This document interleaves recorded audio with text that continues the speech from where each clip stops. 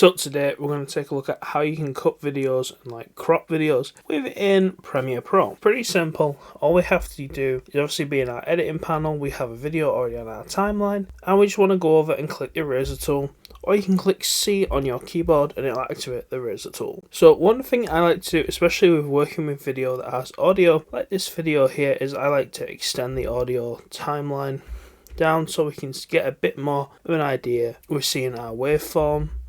So what I'm going to do is stretch this out along the bottom, extend the timeline so we can see a more in-depth detail. That'll probably do. So all we do once we have our tool is we just simply click. Then we can click V, which takes us back to our pointer.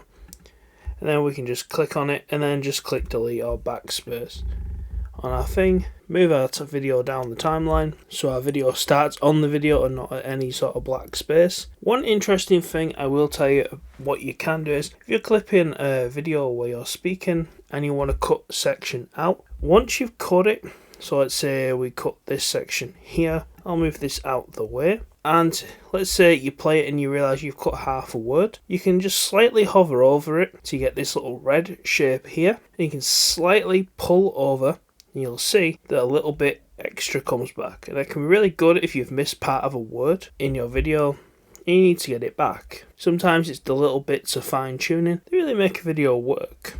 Then we can just drag the other part back. Not much to the eraser tool other than just cutting like that, cutting either side to like take out a middle piece, and that's really about it for the eraser tool. Thanks for watching guys, please like, comment and subscribe. I'll see you next time.